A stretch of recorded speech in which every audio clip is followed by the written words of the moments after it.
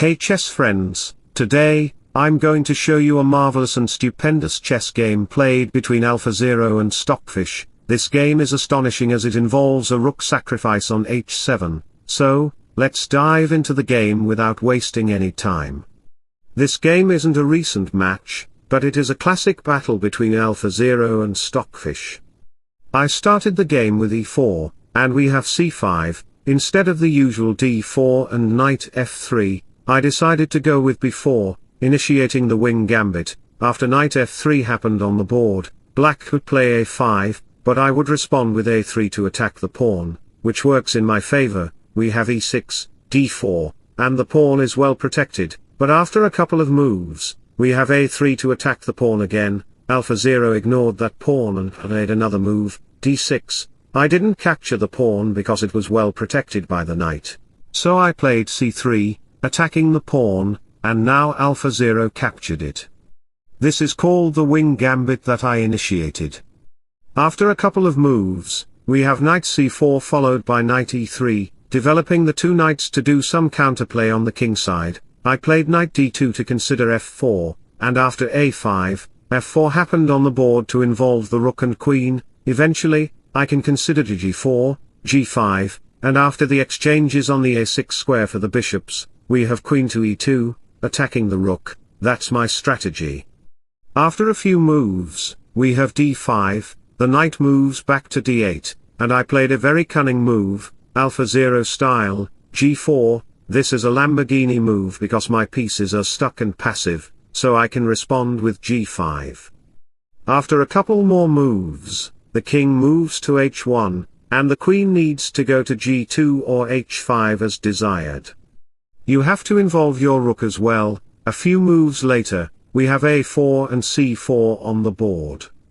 Playing b4 is a bad choice because the queen can come there, and your rook on a1 is unguarded, which is why AlphaZero just captured the pawn. Do you get it? After the bishop moves to c3 and my rook comes to f3, preparing to go to h3, queen to h5 will create an attack on the pawn. We have a3 a2, and after a few more moves, we have the knight moving to c2 and the rook back to a8. Despite AlphaZero having a very good passed pawn, I moved my rook to g1 to counterplay on the g file along with the bishop and rook, attacking the pawn. We have e5, and suddenly, I sacrificed my rook on h7. This is a cunning sacrifice that you can employ in your game because after you capture the rook, I can go with g6, prompting you to capture. If you don't capture it, then I can play queen to h3 check followed by queen to h7 check, leading to checkmate with queen to h8. The game will be completely over. Going back to the position, when you capture the rook and g6 happens on the board, if you dare to consider king g8, I can capture the pawn on f7, and then queen takes g7 will lead to checkmate. The game will be completely over for you. In this position, noticing that the rook sacrifice is poisonous, like if you capture the rook, your body will be poisoned. The knight comes to f8 like a squirrel fighting a snake. As the knight comes to g6 to attack the pawn on f4 for a family fork, we have rook to f1 to protect that pawn. Now, my queen can zigzag to g4 and h5. AlphaZero here played a very surprising move. He promoted his bishop. What a dumb move, AlphaZero. Are you serious? Why did you play that move? This is a very bad choice.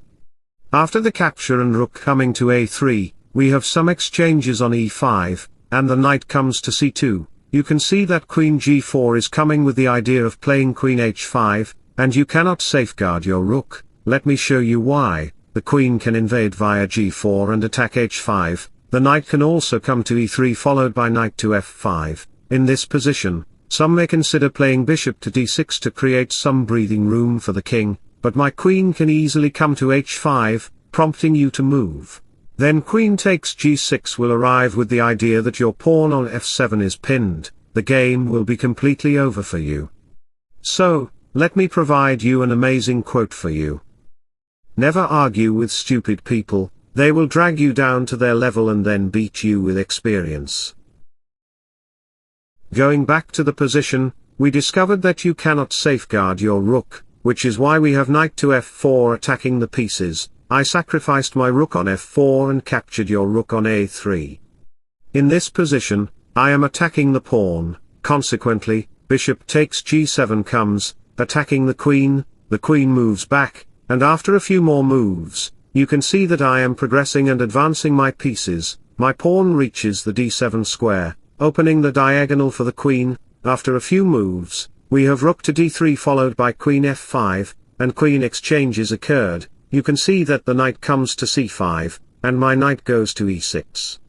If you capture the rook, I can capture your rook back, and pawn promotion will be unstoppable. AlphaZero captured the pawn, and after a few more moves, we have more exchanges. I am materially up and completely winning the game, pushing the pawns, and checkmating you on the b7 square. That was a very brilliant and astonishing game. I hope you enjoyed it very much. If so, don't forget to like and subscribe to my channel. Wishing you all the best. Bye bye.